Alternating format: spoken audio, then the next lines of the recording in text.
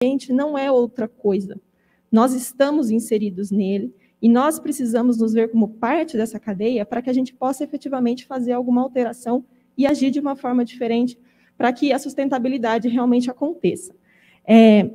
Então, a gente tem que se despir do nosso ego, tirar um pouco isso de nós, da nossa essência, de falar, nós somos os seres humanos e o meio ambiente está lá. Não, o meio ambiente está na gente, a gente faz parte dele e a gente deve muito respeito a ele. E essas questões de humanidade e legislação, a gente precisa correr para resolver logo, porque o nosso tempo está acabando. Se a gente não começar a mudar as coisas de imediato, a gente tem muito pouco tempo pela frente.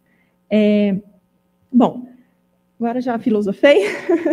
A CETESB e outros órgãos de fiscalização, aqui como foi falado da questão dos links ambientais, tanto da Polícia Federal quanto do Exército, nós podemos até ser linkados ali dentro da Política Nacional do Meio Ambiente, como executores da política ambiental, né?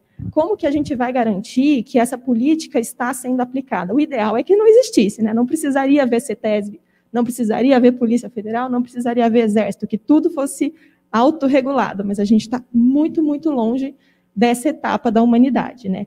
Então, enquanto executores da política, a gente precisa ir lá verificar o que está acontecendo, nós somos órgãos de controle.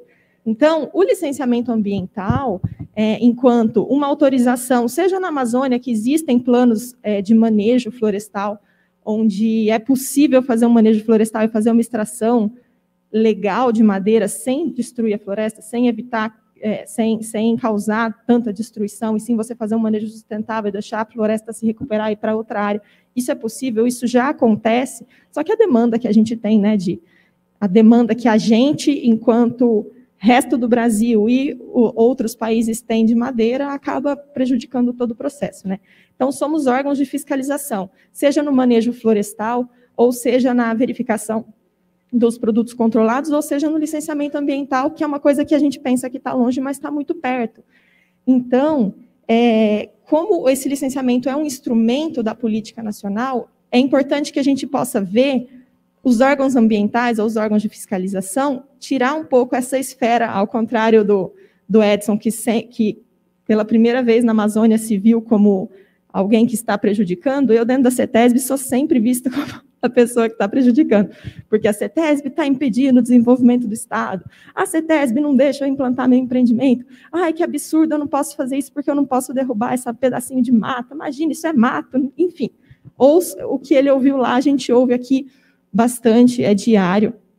Claro que o trauma dele deve ser bem maior do que o meu, porque eu não tive que lidar com atentados.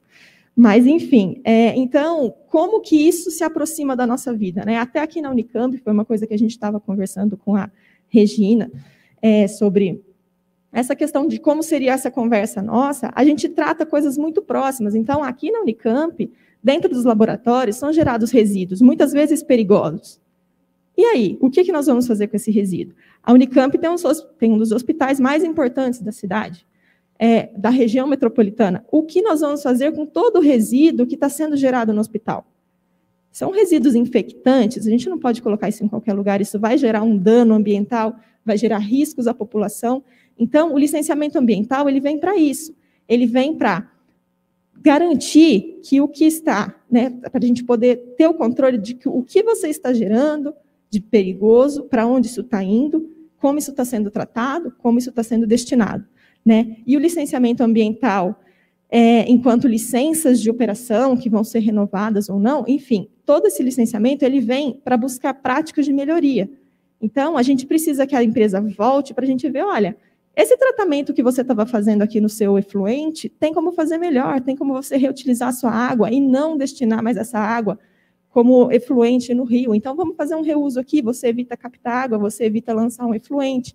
E tudo isso vem dentro do licenciamento ambiental enquanto uma ferramenta de controle do meio ambiente e de ferramenta de aplicação da política nacional. Então, a gente tem esse objetivo geral, eu entendo que isso vai ao encontro aí do que já foi falado antes, de como esses órgãos de controle podem ajudar na política nacional de meio ambiente. Aí, isso era o que eu tinha pensado. Eu fiz algumas anotações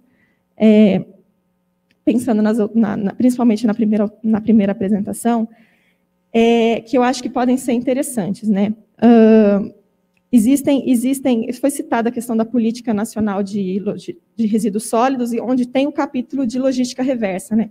Aqui no nosso estado, a política de logística reversa ela é um pouquinho mais antiga, se eu não me engano é 2012. E no licenciamento ambiental do Estado de São Paulo, a gente já está aplicando a logística reversa dentro do licenciamento. Então, uma empresa vai se licenciar para determinadas atividades, ainda existem linhas de corte, mas a gente já precisa que essa empresa garanta que parte dos seus resíduos vai ser reciclada. Então, uma empresa de cosméticos, por exemplo, ela precisa garantir que parte dos seus resíduos, depois de chegar no consumidor final, que somos nós, que depois que chegar nesses consumidores finais, isso vai ser reciclado de alguma forma. Só que nós estamos trombando em dificuldades absurdas, porque falar é muito lindo, mas na hora da gente colocar na prática é complicado, porque quem efetivamente pratica a logística reversa no nosso país são pessoas, provavelmente em situações de moradia muito precárias, em situações de trabalho muito precárias, que são os catadores, né? Quem faz logística reversa nesse país são eles. São eles que vão lá, eles vão pegar a latinha, eles vão pegar o papelão, eles vão garantir essa reciclagem. Só que isso é extremamente informal. Então, existe, mas a gente não sabe quanto, a gente não sabe como, a gente não sabe aonde. E a dificuldade que a gente está enfrentando nesse momento é esse. Como nós vamos aplicar uma ideia, que é um conceito bom, a gente sabe que existe, mas como que isso vai ser formalizado? Não sabemos, aceitamos ideias e sugestões. Tá bom? A minha apresentação foi bem rápida, eu queria só trazer algumas reflexões mais de aspecto prático, e vou passar para a Regina para a gente poder discutir um pouquinho, senão não dá tempo.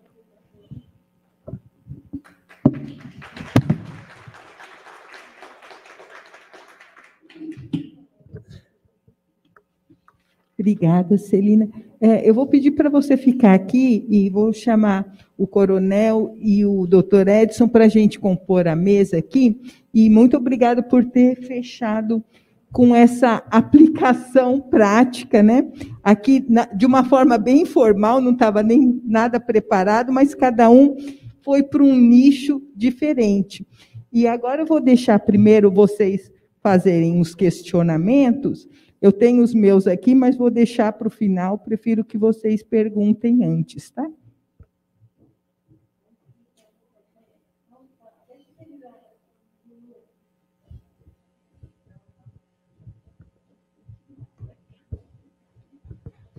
Boa tarde, eu quero primeiro agradecer, dizer que se o delegado quiser parceria, vamos lá. Gente, me emocionei. Fiquei muito emocionada porque tem essa questão humana, que é muito importante, mas eu acho, não, no meu ponto de vista, a natureza ainda fala muito mais alto. Né? Então, foi emocionante. Eu queria, assim, te parabenizar pelo trabalho. Qual o seu nome? Amanda. Amanda, muito obrigado pelas palavras. Vou transferir aos demais integrantes da Polícia Federal.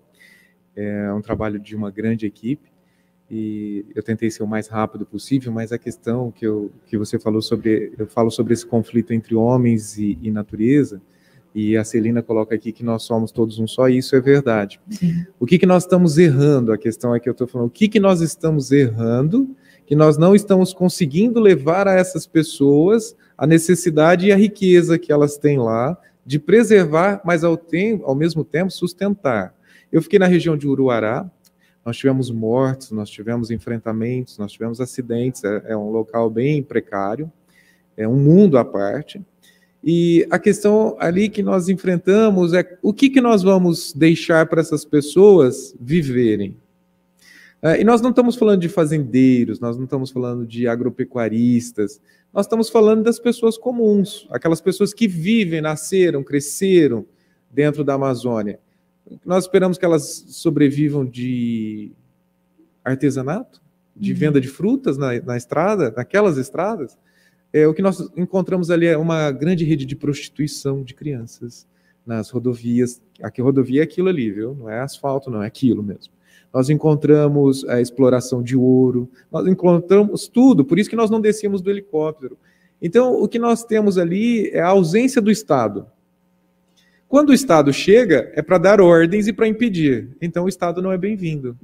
Então, quando nós falamos de política nacional, quando nós falamos sobre essa questão, nós temos que pensar em uma alternativa. Senão, nós vamos continuar nos debatendo aqui ano a ano, vamos continuar nos reunindo e a Amazônia vai continuar desaparecendo. Então, nós talvez tenhamos que pensar no fator humano. Vamos criar questões sustentáveis de exploração, de manutenção dessas sociedades. É preciso que estejam lá. Que, por exemplo, na Bolívia nós tínhamos as Farc que dominavam, e quando as Farc abriram, saíram, começou o desmatamento lá na Bolívia também. Então, ou seja, o próprio tráfico de drogas e as Farc eram quem sustentava a preservação do local, o que parece um contrassenso. Então, o que nós propomos, o que eu proponho, a minha missão terminou quando eu publiquei o livro. Eu falei, agora as pessoas vão ter uma oportunidade de entender o que acontece lá. Então, a questão que nós temos é, talvez tenhamos que entender o homem que está no meio ambiente para poder preservar o meio ambiente, porque senão só tem uma solução, nós vamos passar lá de avião e recolher todo mundo e sair de dentro da Amazônia, o que também não é correto, já que nós temos que aprender a conviver de forma sustentável. Obrigada, e parabéns. Eu que agradeço, mais uma vez. Obrigado. Eu queria fazer uma pergunta para a Celina. Quando a gente fala em logística reversa, a gente já tem alguns padrões estabelecidos, né? Alguns produtos, pilha, bateria, lâmpadas, né? Mas o que... eu trabalhei 17 anos em laboratório de pesquisa e um dos grandes problemas são os kits. Kit para automatização de análise. E hoje isso tem crescido muito. Primeiro pela facilidade. Segundo, porque você tem o mesmo material que você usa, um material padrão, né, para todas as suas análises, só que isso sempre sobra. Ou sobra pouquinho, ou sobra o frasco vazio, e isso acaba virando um resíduo que a gente acaba pagando para ter uma destinação adequada. Tem algum projeto, alguma questão de que essas empresas que são fabricantes de kits, tenham essa logística reversa com as embalagens, com o que sobrou do kit. A gente tinha muito problema com aquele líquido de revelação, antes de ter os fotodocumentadores. Então, aquele líquido a gente acabava pagando para descartar também. A logística reversa, ela está começando, a implantação dela no estado de São Paulo com relação ao licenciamento, começou em 2018. E começou assim, eram algumas tipologias de produção, tintas, baterias automotivas, pneus, que a gente já sabe que já existia uma logística, mas aí começou a ser obrigatório.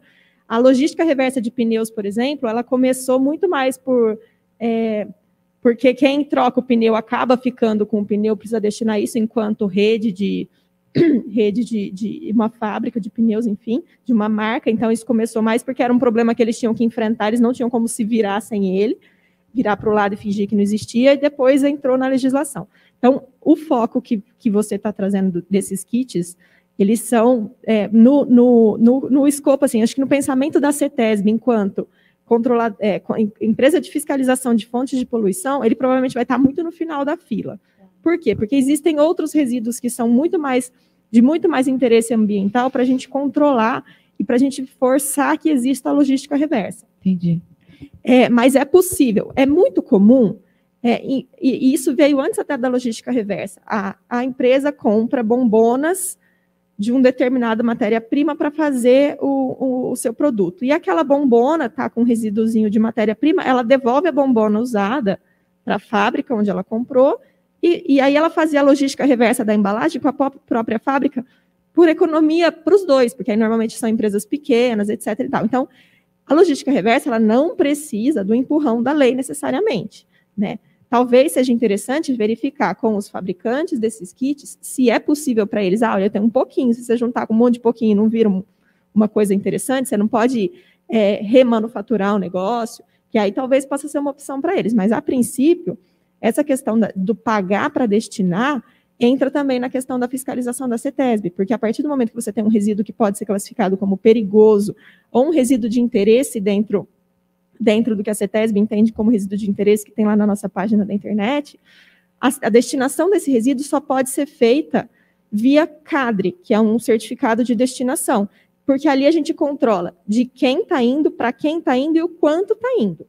Então, a gente consegue limitar, essa empresa aqui já está no limite dela, então não podemos mais destinar nada aqui. Então, se alguém pedir para destinar, a gente não vai deixar. Isso é uma forma de controle. E aí, nessa da gente ter que emitir esse documento, encarece o processo de destinação, porque a pessoa tem que fazer direito, porque vai ter alguém olhando. Então, aí por isso que acaba tendo que fazer o pagamento. Não só os laboratórios, como os hospitais também têm que fazer a destinação, que aí não tem nem como reaproveitar, né? Tudo vai para incineração para poder fazer a destinação adequada depois. Então, sempre vai ter um custo associado à destinação de resíduos. Até por isso que na política nacional, o objetivo principal é não gerar, né? Mas a gente ainda está sofrendo para sair da última etapa lá, que é o inciso 6, que é fazer a destinação ambientalmente adequada. A gente está sofrendo para sair disso, para quem sabe um dia a gente chegar lá na não destinação. Tá? Na não destinação, não, na não geração. Obrigada. Tá? Boa tarde. A minha pergunta vai para o Edson. Excelente apresentação. Olá. Só uma colocação a respeito da legislação. No regulamento dos resíduos sólidos, ele já determina a responsabilidade do fabricante sobre os resíduos, a destinação dos resíduos.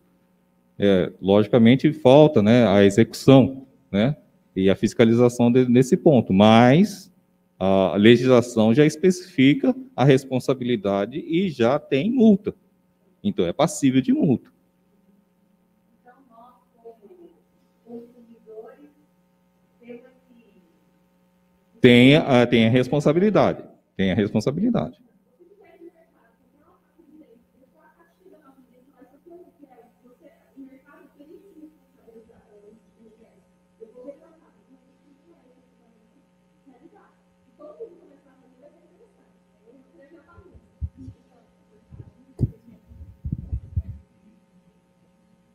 Boa tarde, meu nome é Estela, eu sou funcionária da Prefeitura Municipal de Campinas. Excelente apresentação, Edson.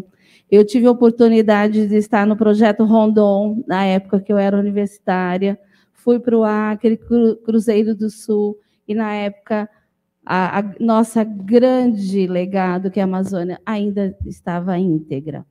O que é de direito e de dever do ser humano é fazer esse controle realmente. O que a gente não pode aceitar é grandes empresários virem agora no estado de São Paulo e ficar num grande hotel, num resort, e negociar o nosso nióbio, que está debaixo da nossa terra. E aí, da nossa terra que eu falo, a Amazônia, né? E aí, assim, o que eu queria saber de você, se os povos, os habitantes nativos, se a gente fizer essa conscientização, porque já existe representante nosso na ONU, né? Ela esteve lá, uma indígena, né? Se ela foi a nossa voz, ela foi porta-voz, nem o presidente nosso esteve lá, e sem uma indígena. Se a gente começar a fazer esse trabalho de conscientização desses povos, e eu queria, assim, que você, como esteve lá ao vivo e a cores, né? Porque, assim, houve grandes mortes antes disso. Chico Mendes foi um deles, né?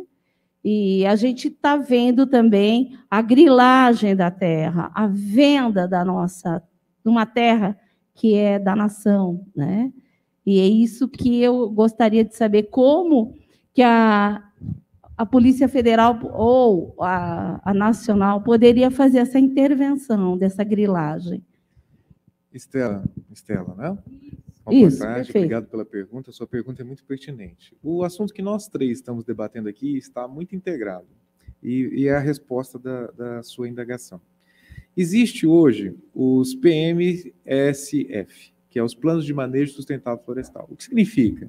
Que é uma determinada área demarcada, que se faz um inventário do que tem ali, e é autorizado que determinado particular, determinada pessoa, explore aquilo durante tanto tempo. Então, ela vai tirar uma quantidade certa de árvores selecionadas que vão receber uma etiqueta, e aquela árvore é certificada para chegar dentro das madeireiras, e ali são cortadas, tal, e a quantidade de árvores que pode ser tirada dali faz parte do projeto do plano de manejo. Então, essa, segundo o Dr. Franco Perazzoni, que é um delegado de Polícia Federal, doutorado nessa área, é, segundo ele, a única saída para a exploração sustentável da Amazônia, são os planos de manejo. Ao lado disso, tem as reservas extrativistas, que são reservas que pertencem a determinadas comunidades que também são de exploração.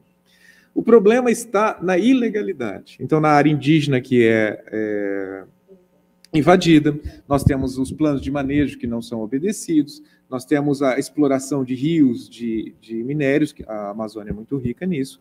Então, aonde que está a questão? Essa que é uma outra parte que fica subentendida aqui na minha apresentação, é o seguinte: entre a lei que já existe, detalhada, o parágrafo 6º, o inciso 6º da lei XYZ, entre a lei 9.605 e a aplicação, exige a fiscalização. E a fiscalização é um modo que eu deixei para os senhores verem, que é praticamente inacessível, impossível de fiscalizar. E onde não há fiscalização, há exploração ilegal, porque a riqueza é gigantesca. Então, a grande questão não é a nossa legislação. A legislação já existe. A CETESB, aqui o Exército Produtos Controlados, a Polícia Federal também tem seus produtos controlados. O que faz a diferença é a força da fiscalização. E sabendo que a fiscalização vai enfrentar resistência. Então, é isso que nós temos que pensar. Como fazer essa fiscalização? Não adianta. O direito, ela falou uma coisa muito interessante. A logística reversa do pneu não começou porque a lei fez. É porque houve uma necessidade, as pessoas criaram uma solução e a lei regulamentou aquilo. E aí, quando eu falo a lei e as pessoas, por que eu ponho dessa forma? A lei e as pessoas, e não a lei e as pessoas? Porque a lei é aplicada sobre as pessoas. E no direito, senhores, eu tenho 16 anos de polícia, eu já prendi muita gente. Então, entre você chegar na casa de uma pessoa e dizer, você está preso, existe uma revolta geral da casa, das pessoas, das famílias que estão ali para eu poder levar uma pessoa da casa presa. E por quê? Porque você é uma pessoa boa, não é porque ele cometeu esse crimezinho que ele precisa ser preso. Tem tanta gente aí fora cometendo outras coisas. Então, existe a aceitação social mais restrita daquele crime. Então, por exemplo, era crime no Código Penal o adultério. Chegou um momento que o legislador falou assim, não compensa, porque a gente nem tem cadeia para isso. Então, a questão da legislação, a existência da legislação e a aplicabilidade na sociedade é essa a grande questão. Então, enquanto mais próxima a lei estiver da realidade da sociedade, mais fácil ela será de ser aplicada. A força, a fiscalização, não funciona. Então, o que está impedindo nós aplicarmos a tecnologia, a logística reversa? Talvez recursos para as empresas que já estejam apertadas demais e precisam investir um certo capital ali, sem um retorno financeiro imediato, ou a curto ou a médio prazo, tão somente pela sua etiqueta de empresa sustentável. Quanto vale esse retorno de empresa sustentável? Talvez represente muito pouco em determinado setor. Né? Por exemplo, na questão dos resíduos hospitalares. Quem aqui, médico ou da área de saúde, compra da empresa A, B, ou C ou D só porque ela tem uma logística reversa? Você nem pensa nisso. Você simplesmente compra mais barato. Não é verdade? Então, é outra questão que a Celina colocou, e colocada aqui também. Quando nós, sociedade, estivermos conscientes, o Estado não precisará da legislação. E eu gosto de uma frase muito boa, que é de um senador americano, eu não lembro o nome, mas outras pessoas citaram, diz o seguinte: quando os homens são maus, as leis são inúteis. Quando os homens são bons, as leis são desnecessárias. Então, quando a gente fala em política, a gente fica falando em legislação, talvez a legislação não seja a solução.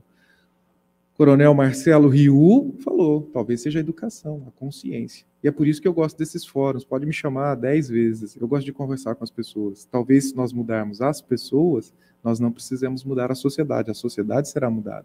Então a questão da sustentabilidade talvez seja uma questão tão somente de consciência, e não de legislação, não de fiscalização, não de força.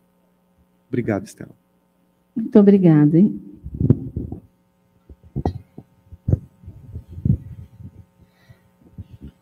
Boa tarde. Sou Mário Miguel, sou estudante do doutorado em Ambiente e Sociedade, fazendo pesquisa sobre conflitos sociais em áreas pós-mineração. E parabéns pela linda apresentação, e foi de facto apaixonante ver a sua apresentação, trazia aqui cenários bastante interessantes sobre a vida e o processo de execução para fiscalização e controle dos problemas ligados a desmatamento. Mas eu queria também, é muito difícil para mim conversar com alguém que tem ombros bem pesados, né? Com a polícia, estou mais habilitado em discutir com políticos e estudantes, então com a polícia é a primeira vez. Não, mas muito obrigado. A polícia e o exército não veio, só veio o Riu e o Edson, não se preocupe. Espero que você tem que se preocupar com a CETESB, porque não deixa os recursos ir para frente. Não, simples para apimentar a coisa. Mas tudo bem. Olhando no programa, a primeira pergunta que eu queria fazer é o Programa Nacional de Logística Reversa. Ela concebe para diminuir o impacto de produção de resíduos. Ou seja, eu não sei se dentro desta política está lá a política de restauração de áreas degradadas pós-mineração. Porque, tendo em vista que Brasil tem sido campo de grandes devastações por mineração, aí nós temos que pensar também sobre a questão de restauração das zonas pós-mineração. E, ainda mais, com a situação de Brumadinho, qual é o impacto da política hoje, qual é a estrutura que as políticas e as legislações estão a ganhar para ter em conta a proteção da vida e do ambiente. Esta seria a primeira questão. Permita-me que eu lance todas as questões de uma vez para não me esquecer e não me atrapalhar.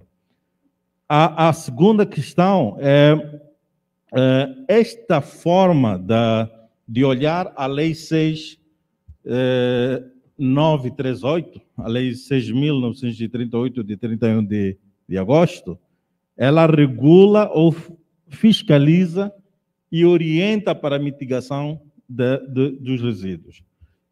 Esta forma de olhar a lei, não terá ela oportunidade de massificar a produção dos resíduos, tendo em conta que temos a política de que eu posso poluir porque vou pagar, ou não.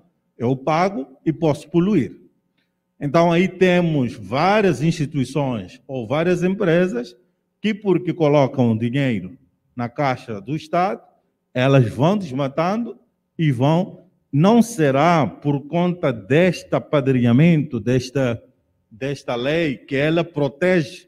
Ela diz, se você tiver que produzir os resíduos, então vai ter que pagar multas. Quer dizer, ele dá-me a oportunidade, porque eu tenho o poderio de pagar a tal multa, então posso produzir. Não estará esta lei a abrir cenários mais graves que podem acontecer para as outras situações. E a outra questão que eu queria colocar eu estava a fazer uma pesquisa e, ao longo disso, fui encontrar sobre a poluição do ar. E alguém estava a dizer que o nível de extrapolação do ar diário ou mensal não influencia na média anual.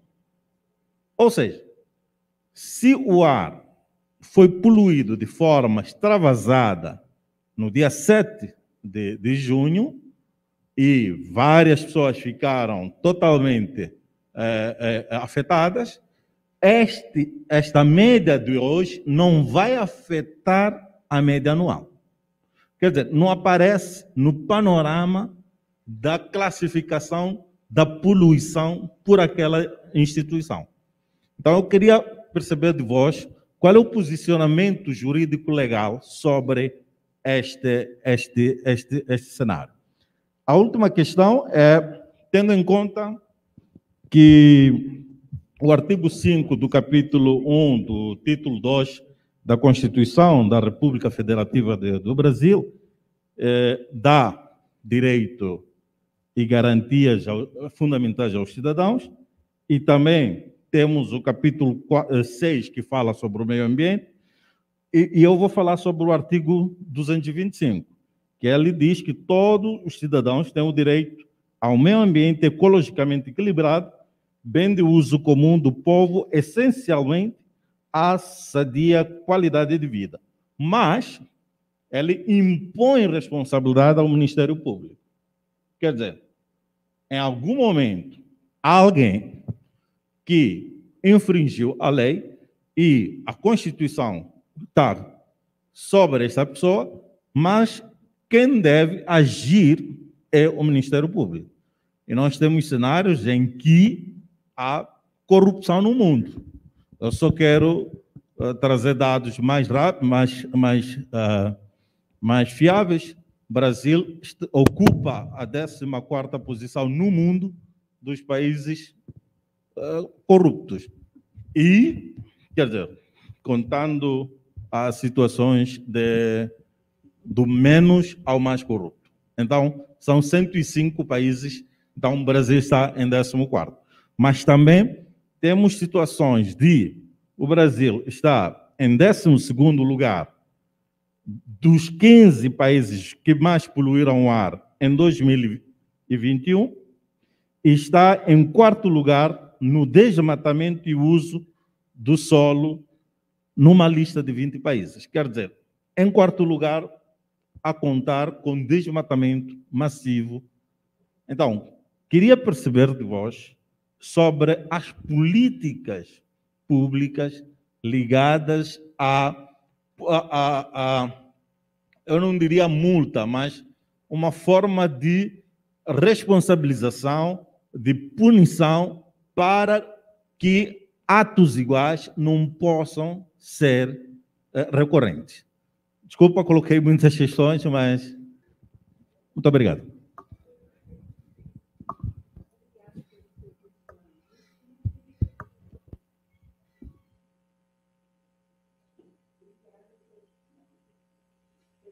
Questionamento, tá?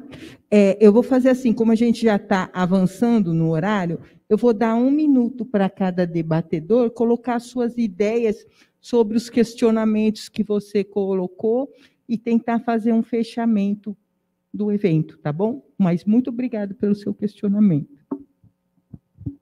Vamos ver se eu consigo falar muita coisa em 1 minuto.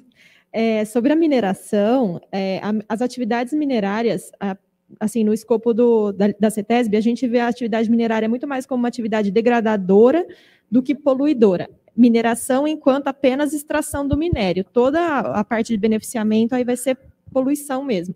Mas a mineração ela é uma atividade basicamente degradadora do meio ambiente. Fazer a restauração dessas áreas é extremamente complicado. Dentro do licenciamento, a gente sempre exige o PRAD, que é o Programa de Recuperação de Áreas Degradadas. Então, previamente ao licenciamento, no licenciamento prévio desses tipos de empreendimento, eles têm que ser apresentado como que essa área vai ser recuperada. A gente não acredita muito em restauração. Espero que você consiga mudar a nossa ideia dentro do seu estudo aí.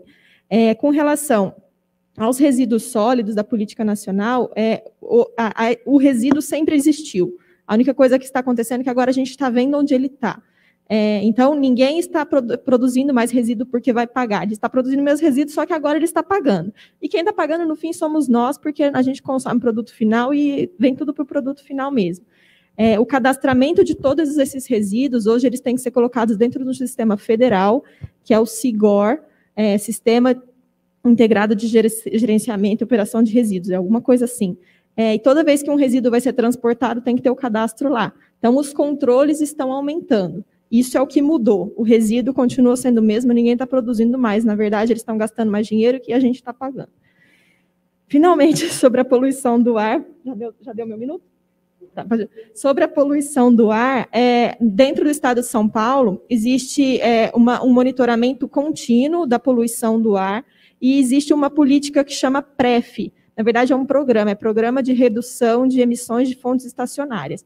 Então, num local onde a poluição do ar está muito grave para algum parâmetro, qualquer empresa, né, fonte estacionária, empresa com endereço fixo, não é um carro, não é um caminhão, que vá se instalar ou já esteja lá, ela tem que fazer uma estimativa de emissões, e se essa estimativa de emissões ultrapassar determinadas linhas de corte, obrigatoriamente tem que ser colocada alguma medida de controle para baixar da linha de corte ou, dependendo do caso, tem que fazer uma compensação por mercado de carbono. Tá? Isso é o que está dentro do licenciamento. Falei muito rápido, estou à disposição para explicar melhor depois. Depois por e-mail, posso deixar meu e-mail para todo mundo. Parabéns pelos seus questionamentos, demonstra um grande conhecimento. Eu acho que até a vaga sua era essa cadeira aqui, não era essa aí. Então, eu vou falar rapidamente. Essa questão que você falou de que, às vezes, há um apadrinhamento, corrupção, tal, essa noção, sim, nós somos um país que sofremos há algum tempo já com esse tipo de coisa, com a corrupção, mas, às vezes, não é essa a questão. E nem é a falta de fiscalização. É essa aqui, ó. Existe a Constituição Federal e todas as leis têm que se casar com a Constituição Federal. Quando ela não está de acordo com a Constituição Federal, nós temos a declaração de que essa lei é inconstitucional. Então, a Constituição Federal Brasileira, ela protege o meio ambiente. Ela traz diretrizes, princípios, né, e normas que visam a criação de outras leis para a proteção do meio ambiente. Existem dois tipos de inconstitucionalidade. Aquela que a lei é frontalmente contrária à Constituição, e aí o STF declara a sua inconstitucionalidade, mas não é o caso do meio ambiente. O caso do meio ambiente é que a legislação é inconstitucional na sua cobertura. Ela é insuficiente para fazer a Constituição valer.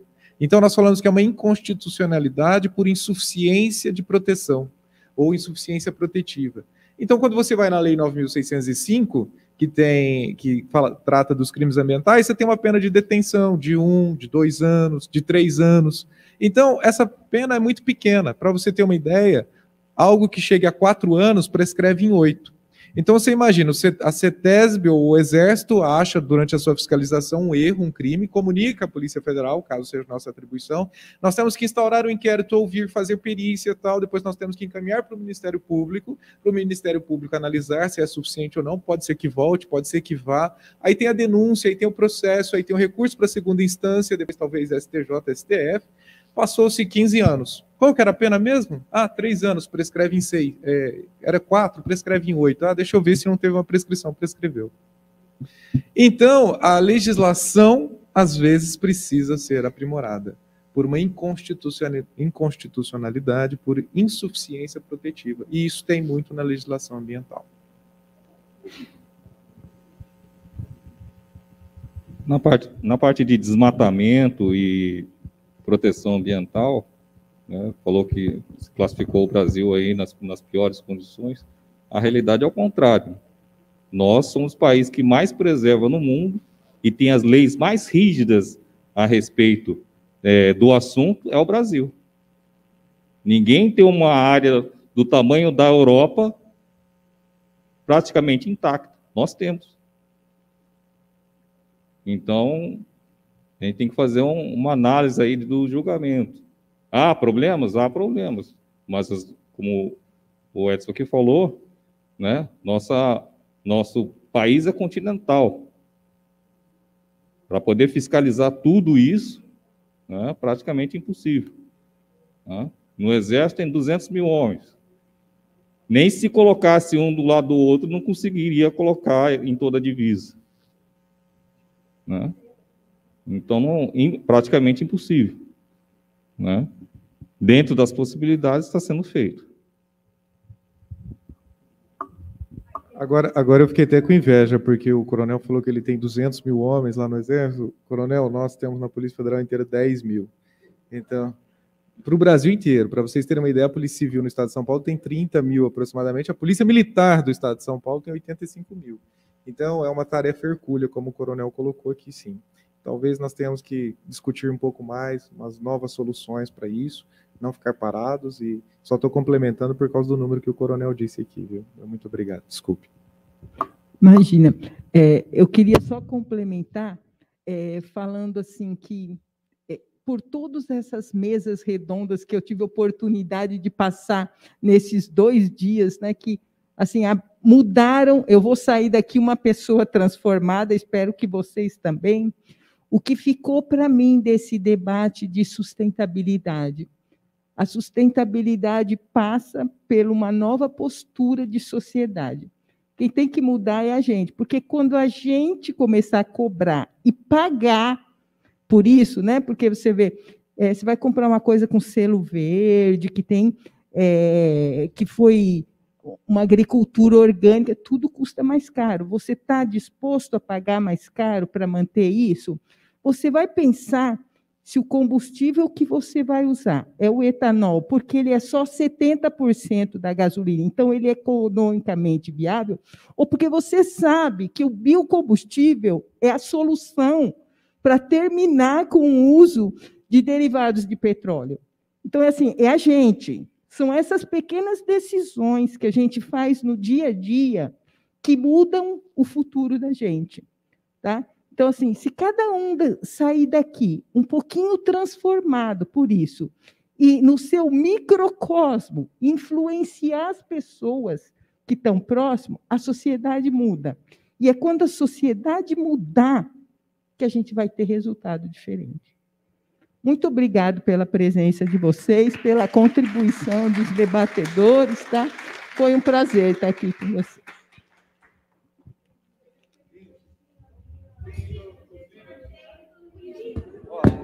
Eu vou fazer o seguinte, eu trouxe 6. A Marie falou